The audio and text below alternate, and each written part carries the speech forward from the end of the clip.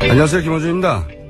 JTBC의 정유라 신고와 체포, 이에 대한 문제 제기가 있습니다. 정유라는 체포되어야만 하지만 그것은 기자 역할이 아니다. 시민의 역할과 기자의 역할은 다르다.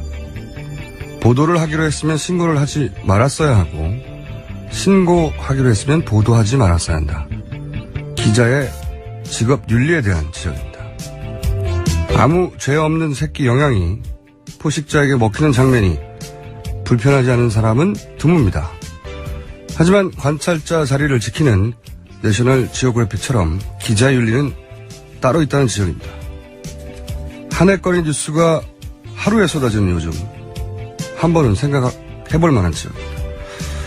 그래서 잠시 생각해봤습니다. 우선 내셔널 지오그래피가 관찰자로 남는 건 보도윤리 때문이 아니라 생태계의 질서, 그 균형이 인간이 개입하면 깨지기 때문이죠. 그런데 대한민국은 세렝게티의 초원이 아니라서 오히려 인간이 개입하지 않으면 동물의 왕국이 되죠. 그리고 기자의 직업 윤리보다 우선하는 윤리는 없는가? 공동체 일원으로서, 한 사람의 시민으로서 직업보다 우선한 규범 있습니다. 대한민국 20세기를 지배해왔던 기만적인 이 폭력적인 패러다임이 그 저열한 민낯을 이제 겨우 드러내기 시작한 이 시점에 직업이 뭐 그렇게 대수입니까?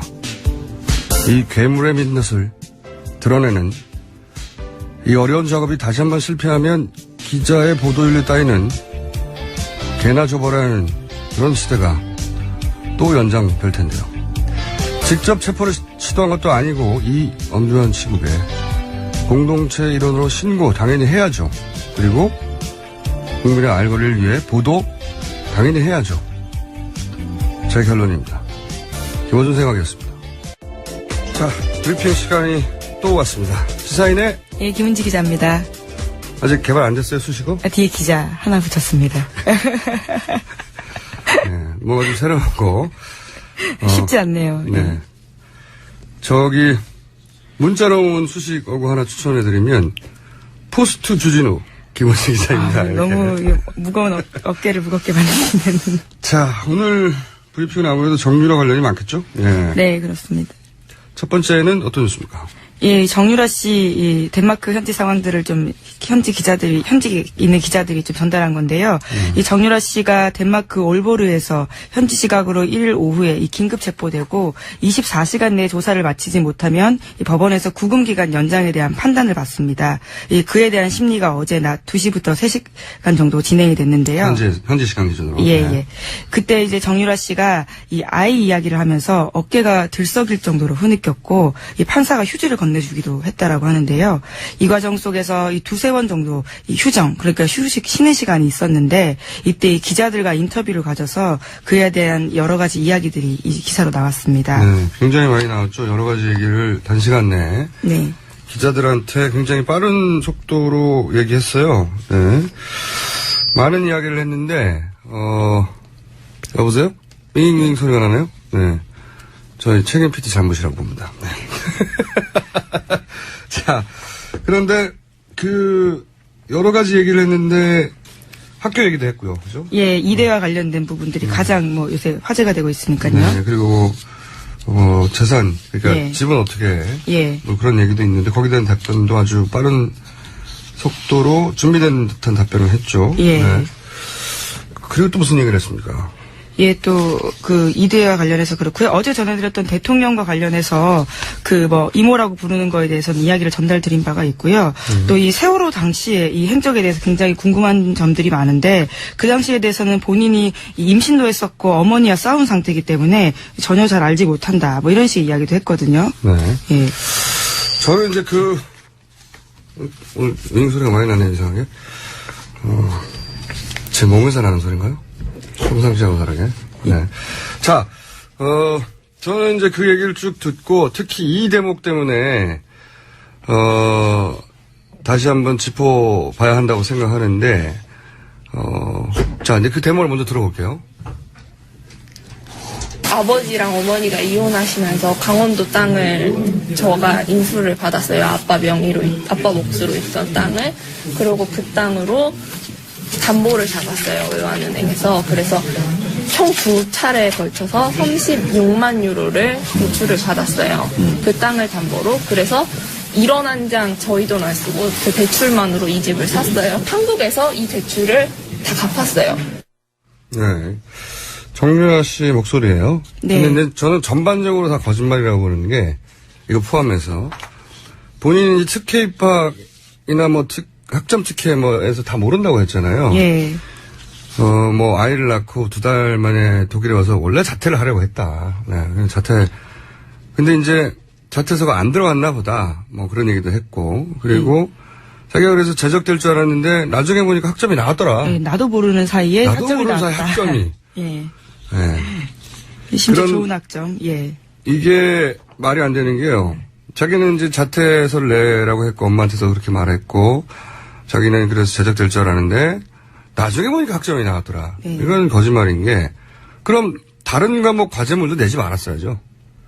예. 자기가 제적될 줄 알았는데 왜 생각해보면 그 맞춤법을 안 맞는 과제물 냈다 이런 거 있지 않습니까? 네, 그렇죠.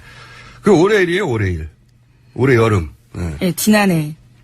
맞춤법 안 맞는 과제물을 냈는데, 지난해죠, 이제는. 예, 해가 네, 바뀌었습니다. 네. 예. 교수가 존댓말을 썼고, 뭐 이런 거, 한참 벌써 오래됐는데, 그런 과제물도 냈죠. 그리고 이제 그 중국 패션쇼, 다른 과인 의류산업학과인가요? 거기 패션쇼도 갔잖아요. 예, 여름 계절 학기에. 예. 아니, 학점 안 나오고 자적될 줄 알고 있었는데, 학점 푹 나왔네요? 이게 아니고. 본인 학점 특혜가 있다는 걸 알고 한 행동이죠. 그리고 입학할 때 금메달 자기가 메고 들었지 않습니까? 예, 면접 때요. 네. 예. 특혜 입학의 조건 그때 다 알고 있었다는 거고, 특히 제가 좀 전에 들었던, 그 땅 문제, 예. 땅 팔고 집 샀다 하는 문제에 대해서 길게 해명을 했는데, 자기 말을 사준 계약서도 사인만 해서 뭔지 모르고, 예, 어머니가 계약서의 일부분들을 가려서 왔다. 뭐 이렇게 포스트 얘기를 있어요. 했죠. 예. 말도 안 되는 소리고요. 엄마가 딸한테 무슨 포스트잇을 붙여서 가립니까? 그리고 자기 자신의 입학 과정, 예. 자신의 점수 다 몰라요. 자신은 예. 다 모르는데 갑자기 땅 문제가 나오니까 아버지 땅을 받아가지고 외환은행에서 담보로 2차례에 걸쳐 6만 유로 대출을 받아가지고 돈을 안 쓰고 대출 다 갚고 뭐 이런 얘기 쭉 하잖아요. 예, 1원 한 장 쓰지 않았다. 다른 돈을. 그걸 정확하게 담보대출의 뭐 액수, 횟수, 예. 은행, 네, 뭐 자금 출조 정확하게 아는데 이게 훨씬 어려운 일이란 말이죠. 자기 학점도 어떻게 될지 모르는데. 자기 일은 다 모르면서. 네? 그러면서도 이게 통장 입출금 내역을 막 다 마치 안다는 듯이 1원도 쓰지 않았다. 네? 저는 이 답은 연습한 거라고 보고 당연히 이 답을 외운 이유가 있다. 왜 그러냐? 이게 굉장히 이상한 거예요. 당시 그 은행에서 외화 지급 보증서 이런 거를 네. 발급했는데 이게 흔히 말하는 신용장이란 말이에요. 신용장. 네. 스탠바이 해주시. 이 보증 신용장이라는 게 보통 기업이 해외에 진출할 때 이제 현지에서 무슨 크레딧이 없잖아요. 그러니까 현지 은행에서 차입하거나 빌릴 때 우리나라 은행이 이 사람은 당신네 은행에서 돈을 빌려줘도 됩니다. 라고 은행끼리 보증을 서주는 거란 말이죠. 예. 근데 이걸 19살짜리가 받았다. 이거부터 이상한 거예요. 그리고 나서 왜냐면은 돈이 필요하면 우리나라 은행에서 송금하면 되잖아요. 네. 근데 여기서 한 방식은 뭐냐면 보통 무역회사가 하는 신용장을 발급받아서 그 신용장으로 현지에서 대출한 겁니다. 우리나라에서 땅을 팔고 그 돈을 송금을 한 게 아니고 예, 그렇죠. 36만 유로를 예. 대출받은 거니까요. 예. 이 신용장을 19살짜리가 발급을 받아가지고 그 나라 은행에서 대출을 받은 거예요. 굉장히 그 전문가의 방식인데 전문가의 19살짜리가 이걸 받았다 안 받았다 떠나서 일반인들이 모르는 그러니까 이런 거겠죠. 우리나라에서 돈을 송금을 하면 기록에 남잖아요. 돈이 해외로 나갔다는. 그런 걸 안 남기려고 했던 것이고, 그리고 이제 다 갚았다고 하는 것은 이런 대출을 하면 그 목적과 용도에 맞게 그걸 썼는지 외국환 거래 규정에도 걸려요. 네. 그러니까 이런 복잡한 규정들을 다 알고도 답을 한 거예요. 이걸 어떻게 정유라 씨가 압니까? 말이 안 되는 거죠. 뭐 편법 증여에도 나오고 뭐 해외로 재산 빼돌리기 아니냐 이런 지적도 나올 수 있는데 이걸 피해가는 답변인데 이거 그러니까 굉장히 도와준 사람이 있는 거예요. 전문적으로.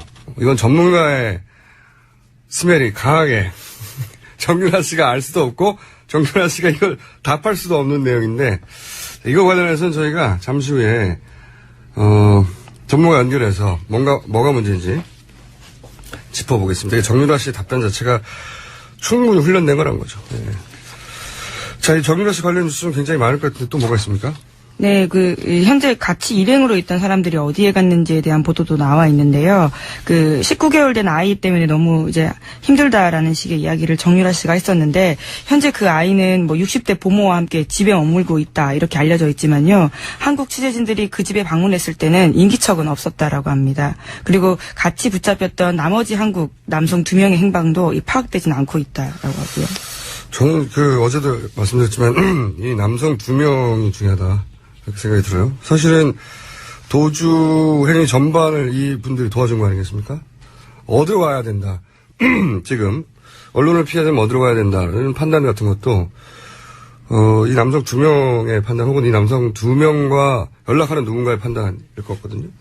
이 두 분의 신변을 확보하는 게 굉장히 중요하다고 봅니다. 자, 다음 순위요. 예, 그래서 이에 대해서 박영수 특검이 입장을 냈는데요. 이 불구속 수사하면 자진 귀국하겠다라고 이 조건을 걸었던 정유라 씨의 제안을 거절했습니다. 그러면서 이규철 특검 대변인은 어제 현재 정유라 씨의 상태에서 예상되는 상황은 자진 귀국, 범죄인 인도 청구, 강제 추방 이 3가지라고 말을 하면서요. 이 특검은 정 씨가 범죄인 인도 청구에 불복하는 소송을 낼 가능성은 낮다라고 보고 있고요. 그래서 법무부가 늦어도 30일까지는 이 덴마크 당국에 범죄인 인도를 청구하겠다라는 방침이고, 이 정 씨가 아무 조건 없이 자진 귀국하거나 오는 10일에 외교부의 여권 무효화 조치 발효 등 강제 추방될 때 이 어떤 조치를 취하겠다라고 하고 있습니다. 이것도 전문가, 그러니까 JTBC가 도착한 이후로 4시간 만에 나왔다고 했지 않습니까? 예. 그 사이에 누군가의 전문가의 또 터치가 있었다. 보통 19세, 20세, 21세 이런 연령대 분들이 구속수사와 불구속수사, 불구속기소와 구속기소, 뭐 긴급체포 이런 거 구분하기 어려워요. 그렇죠, 사실. 예. 근데 여기서는 정확하게 본인을 불구속 기소한다면 귀국하겠다고 했거든요. 그러니까 갇혀있는 상태에 사실 신문을 받으면 굉장히 압박이 심하거든요. 네. 접견도 제한이 되고. 그래서 그런 딜을 거는 거죠. 네. 이 딜을 21세 못 나옵니다. 이런 딜은. 그리고 제가 좀 안타까운 것은, 답답한 것은, 그리고 의문스러운 것은 뭐냐면 법무부가 30일까지는 범죄인 인도 청구를 하겠다. 30일이 이달 말이에요. 예, 오늘 1월 4일입니다. 예. 이거 범죄인 인도 청구를 해도 그쪽에서 절차가 또 한 달이에요. 네. 게다가 이거 항소도 할 수 있어요. 이거 언제 옵니까? 특검 끝날 때까지 못 와요, 이렇게 되면. 그리고 외교부는 여권 무효화 조치를 10일이라고 했거든요. 예. 일주일 후에요. 잡힌 때로부터. 뭐가 이렇게 느린가. 이게 과연 법무부와 외무부가 아주 신속하게 정유라 씨 신변을 받고자 하는 정말 의지가 있는가. 그리고 법무부가 외교부는 그동안 정말로 이 정유라 씨나 혹은 최순실 씨 관련 수사에 이 특검이 진행하는 속도만큼의 네. 의지를 가지고 정말로 있었나. 법무부가 우리 편 맞나 이거. 외교부도 이런 의구심을 가져봐야 될 사안이라고 보는데 이거 관련해서 또 진술이 있죠. 네, 그렇습니다. 이 노승일 K스포츠재단 부장이 한 증언인데요. 이 노 부장이 이 최순실 씨가 2015년 최 씨 회사에서 일했었을 때 이 외교부 관계자가 통화하는 걸 여러 차례 봤다 이렇게 이야기를 했다는데요. 이 노 씨에 따르면 최순실 씨는 이 직통으로 전화를 걸어서 대사님 애들 때문에 그러는데요 라면서 이 비자나 현지 취업 문제를 상의하곤 했다라고 합니다. 이제 실제로 이 최 씨 모녀를 돕기 위해서 머물렀던 K스포츠 직원과 최 씨 집안을 돌보는 사람까지 모두 비자를 취득했고요. 그렇기 때문에 노승일 씨 같은 경우에는 이 최 씨가 수시로 연락하면서 문제를 상의했다고 하는 외교부 측에 이 정유라 씨 행방을 모른다고 하는 것은 말이 안 된다 이렇게 지적을 하고 있습니다. 그러니까요. 최순실 씨가 독일에 있을 때 대사님이라고 하며 계속 그 비자 문제나 이런 걸 상의했다는 거 옆에서 들었다는 거 아닙니까? 근데 여기 보면 어딘지 모른다고 그랬다는 거고. 그리고 법무부 생각해보면 법무부가 법무부 장관 아래에 있고 총리 아래에 있잖아요. 법무부가 반드시 이 문제를 신속하게 처리할 거라는 생각을 하면 안 되는 것 같고, 그리고 가능하면 이런 거 있습니다. 가능하면 법에 규정된 것 중에 가장 느리게 한다든가 아니면 그냥 법 규정대로만 한다든가. 법 규정을 어기면 안 되니까. 지금 그런 비상 상황, 그런 상황이 아니잖아요. 예, 실제로 특검은 시간과의 싸움이라고 이야기하는데요. 뭐 준비기일 20일 그리고 70일 해서 90일인데 시간이 그렇게 많지가 않거든요. 지금 2달 정도 남았어요. 예. 연장은 절대 안 하시고. 예, 뭐 30일 할 수 있다고는 하지만 대통령 제가가 절대 안 떨어지겠죠. 예. 그러면 이제 2달 남았는데 특검이 있는 동안 안 돌아온다는 얘기예요. 이런 식으로 진행하면.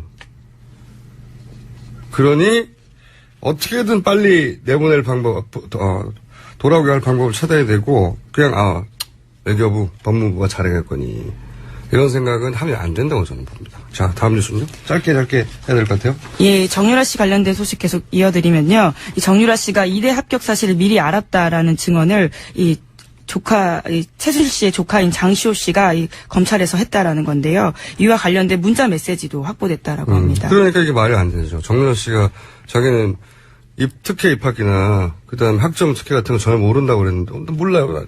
나는 사퇴할 줄 알았는데 장시호 씨한테 문자를 보냈다네요. 마침 미리 발표 전에. 네. 다 거짓말이고요. 또 정유라 씨 관련 뉴스가 많을 것 같은데 또 뭐가 있습니까? 예, 이 정유라 씨 관련 뉴스가 워낙 화제가 되니까요. 이 아나운서 출신 정미용 씨가 이제 입을 열었습니다. 자신의 페이스북에다가요. 이 정유라가 잡혔다고 요란하다라면서요. 이 특검이 스포츠 볼모지인 승마 분야에 꿈나무 하나를 완전히 망가뜨렸다. 이렇게 썼다고 합니다. 정유라 씨가 승마 꿈나무인데 망가뜨렸다. 네. 이분은 말이죠. 승마에 대해서 정말 문외한인가 봅니다. 왜냐하면은 저희가 진짜 승마 꿈나무를 키우는 관계자를 인터뷰한 적이 있어요. 그분이 정유라 씨의 승마 실력에 대해서 저희한테 증언을 한 적이 있습니다. 잠깐 들어보겠습니다. 2014년도에 한국에서 외국 국제 심판을 초청해서 예. 승마 세미나를 한 적이 있습니다. 네. 근데 그 외국 국제 심판이 한국에 와서 세미나를 하면서 그 세미나 내용에 이제 비디오를 하나 뽑아서 이제 강의를 해야 되는데 네. 가장 좋지 않은 예로 타고 있는 선수를 비디오를 선정된 게 정유라 사진을 선정하더라고요.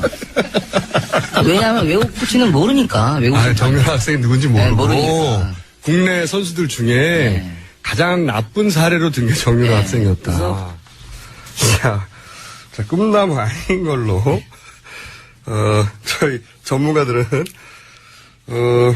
정미용 씨에게 진짜 승마 전문가들을 좀 만나보길 권해드리고요. 자, 다음 뉴스는 시간이 저희가 없어서 빨리빨리. 예, 정유라 씨 친구 아버지 회사를 알려줬던 KD 코퍼레이션 관련된 뉴스 단독이 여러 개 나왔는데요. 네, 어제 KD 코퍼레이션 저희가 얘기를 강하게 했는데 줄줄줄 KD 코퍼레이션도 끌려 나오는군요, 지금. 네. 네. 예, 제목만 말씀드리면 네. 박 대통령이 이 특허 소송까지 개입을 했고요. KD 코퍼레이션 관련한. 예. 본인은 관련 없다는 듯이 예. 실력 있으니까 뭐 당연히 되는 거 아니냐는 식으로 얘기했는데. 예, 기회를 주자는 차원이었다라는. 거짓말했다는 게 밝혀진 거죠, 또. 예, 게다가 네덜란드 국왕에게까지 이 민원했던 정황이 발견됐다고 한겨레. KD 코퍼레이션을. 예. 네.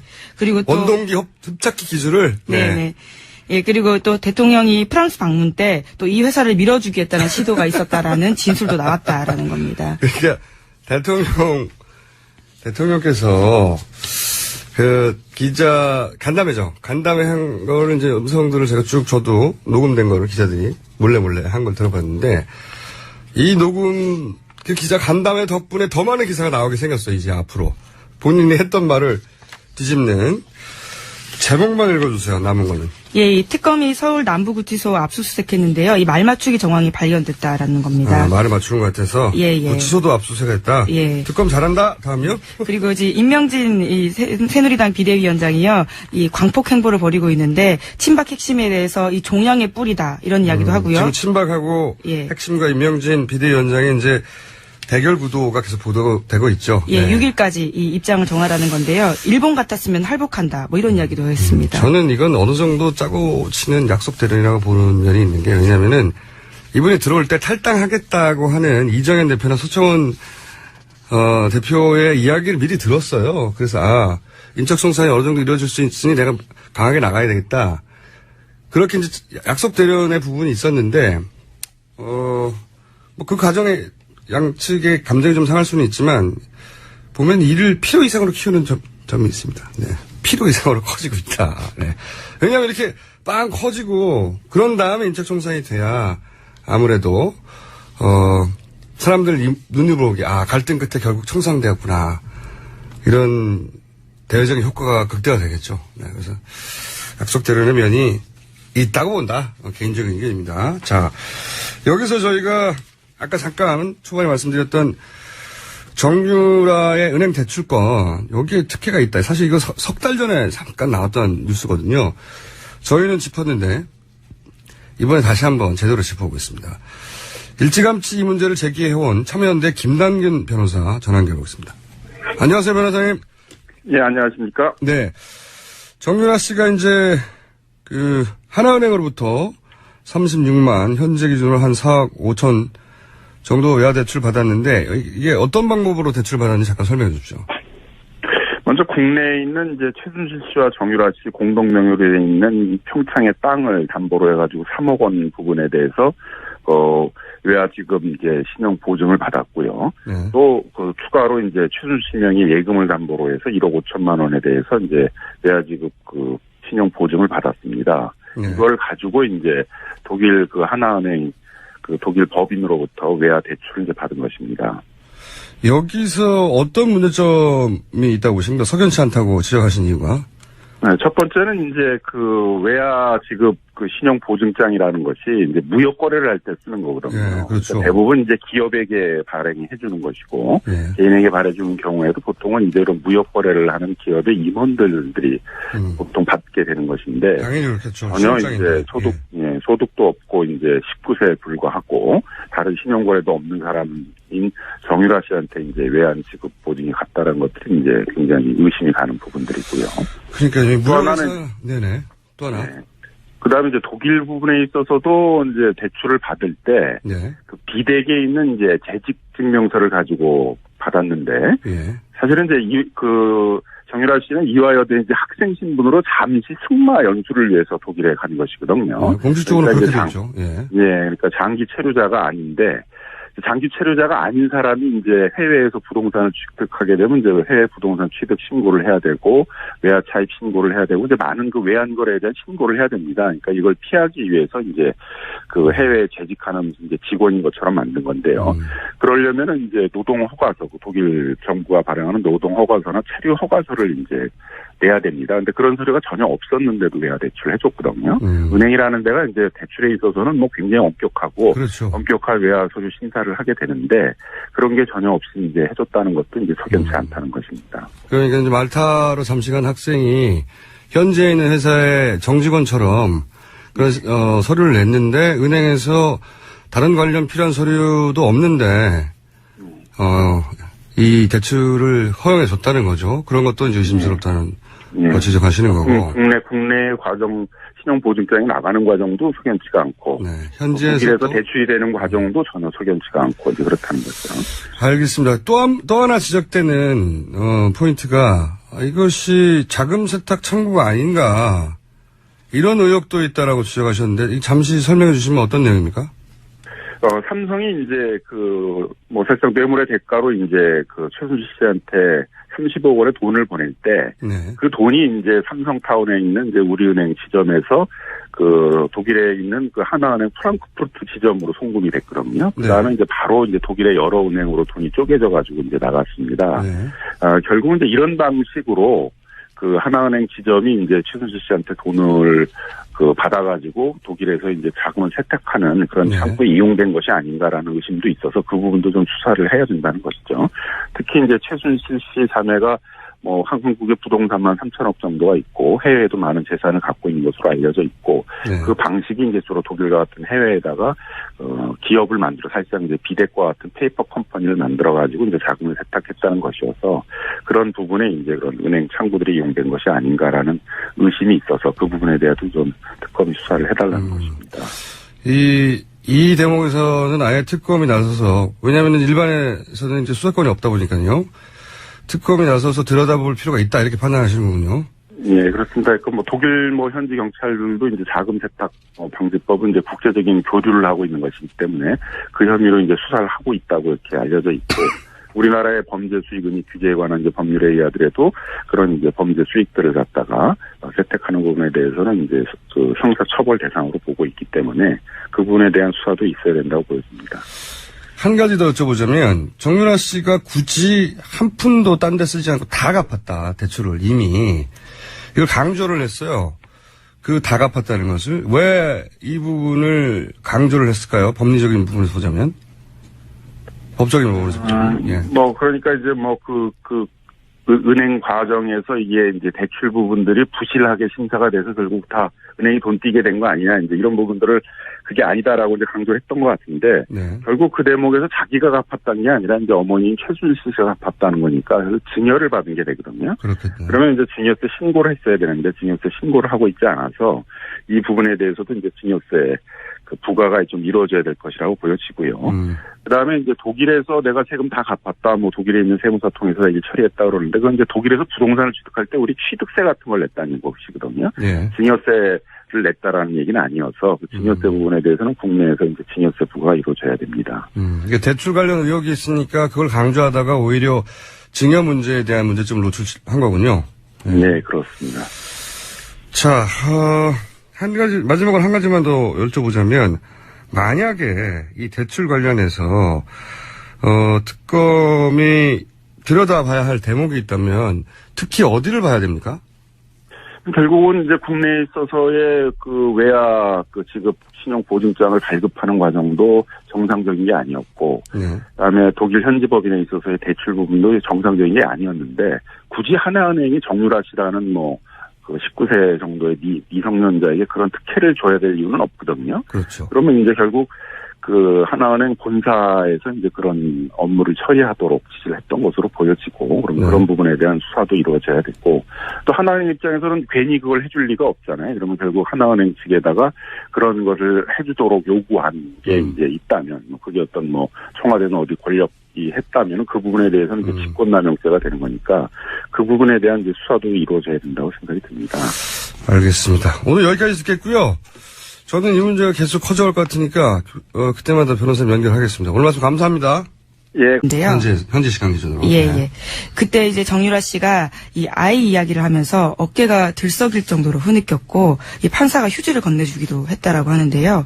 이 과정 속에서 이 두세 번 정도 이 휴정, 그러니까 쉬는 시간이 있었는데, 이때 이 기자들과 인터뷰를 가져서 그에 대한 여러 가지 이야기들이 이 기사로 나왔습니다. 네, 굉장히 많이 나왔죠. 여러 가지 얘기를 단시간 내에. 네. 기자들한테 굉장히 빠른 속도로 얘기했어요. 네. 많은 이야기를 했는데, 여보세요? 윙윙 소리가 나네요? 네. 저희 책임 PD 잘못이라고 봅니다. 네. 자, 그런데 여러 가지 얘기를 했는데, 학교 얘기도 했고요. 그죠? 예, 이대와 관련된 부분들이 가장 요새 화제가 되고 있으니까요. 네, 그리고, 재산, 그러니까 예. 집은 어떻게 해? 예. 그런 얘기도 있는데, 거기에 대한 답변도 아주 빠른 속도로 준비된 듯한 답변을 했죠. 예. 네. 그리고 또 무슨 얘기를 했습니까? 예, 또, 이대와 관련해서 그렇고요. 어제 전해드렸던 대통령과 관련해서 이모라고 부르는 거에 대해서는 이야기를 전달드린 바가 있고요.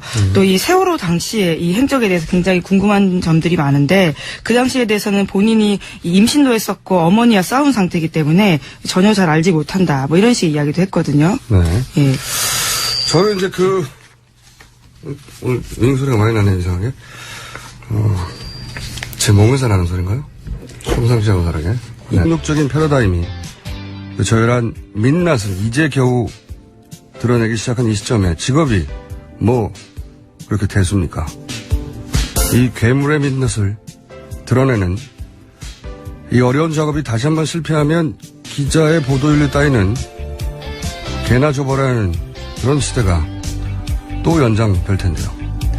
직접 체포를 시도한 것도 아니고 이 엄중한 시국에 공동체 일원으로 신고 당연히 해야죠. 그리고 국민의 알 권리를 위해 보도 당연히 해야죠. 제 결론입니다. 김어준 생각이었습니다. 자, 브리핑 시간이 또 왔습니다. 시사인의 예, 김은지 기자입니다. 아직 개발 안 됐어요, 수식어? 뒤에 기자 하나 붙였습니다. 네, 뭐가 좀 새로웠고. 쉽지 않네요. 네. 저기, 문자로 온 수식어구 하나 추천해드리면, 포스트 주진우, 김원식 기자입니다. 이렇게. 너무 무거운 어깨를 무겁게 만드시는. 자, 오늘 브리핑은 아무래도 정유라 관련이 많겠죠? 예. 네, 그렇습니다. 첫 번째는 어떤 뉴스입니까? 예, 정유라 씨, 이 덴마크 현지 상황들을 좀 현직에 있는 기자들이 좀 전달한 건데요. 이 정유라 씨가 덴마크 올보르에서 현지 시각으로 1일 오후에 이 긴급 체포되고 24시간 내에 조사를 마치지 못하면 이 법원에서 구금 기간 연장에 대한 판단을 받습니다. 이 그에 대한 심리가 어제 낮 2시부터 3시간 정도 진행이 됐는데. 자, 저는 이제 그 얘기를 쭉 듣고 특히 이 대목 때문에 다시 한번 짚어봐야 한다고 생각하는데, 자, 이제 그 대목을 먼저 들어볼게요. 아버지랑 어머니가 이혼하시면서 강원도 땅을 저가 인수를 받았어요. 아빠 명의로, 아빠 몫으로 있던 땅을. 그리고 그 땅으로 담보를 잡았어요. 외환은행에서. 그래서 총 2차례에 걸쳐서 36만 유로를 대출을 받았어요. 그 땅을 담보로. 그래서 1원 한 장 저희 돈 안 쓰고 그 대출만으로 이 집을 샀어요. 한국에서 이 대출을 다 갚았어요. 네. 정유라 씨 목소리예요. 네. 근데 저는 전반적으로 다 거짓말이라고 보는 게 이거 포함해서 본인이 특혜 입학이나 뭐 학점 특혜 뭐에서 다 모른다고 했잖아요. 예. 뭐 아이를 낳고 2달 만에 독일에 와서 원래 자퇴를 하려고 했다. 네. 자퇴.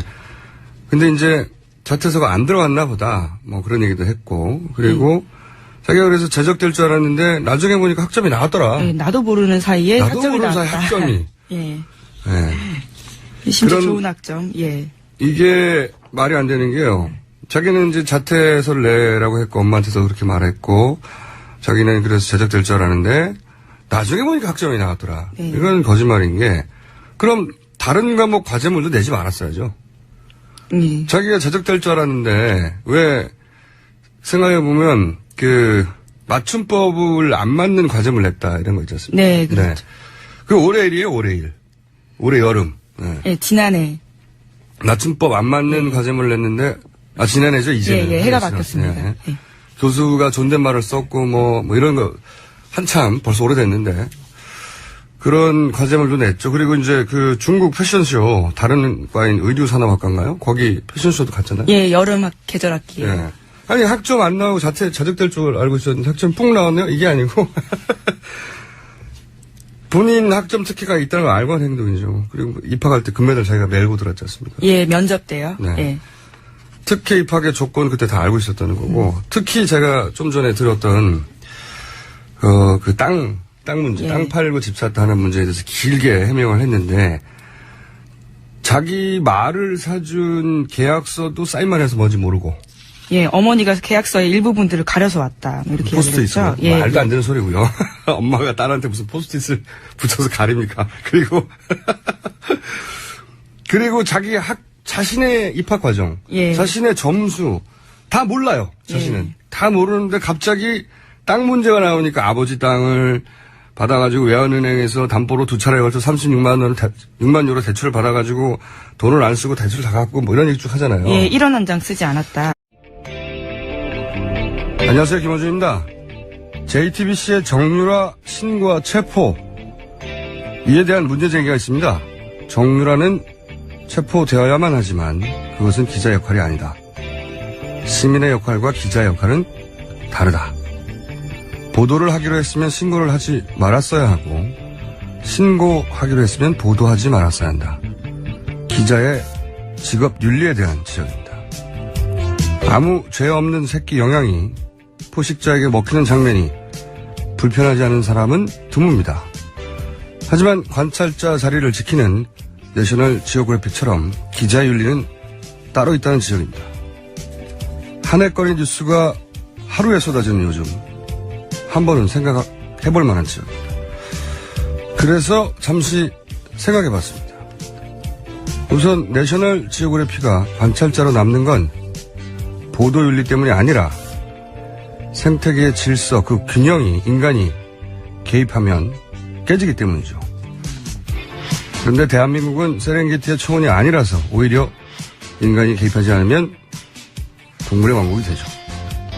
그리고 기자의 직업 윤리보다 우선하는 윤리는 없는가? 공동체 일원으로서, 한 사람의 시민으로서 직업보다 우선한 규범 있습니다. 대한민국 20세기를 지배해왔던 기만적인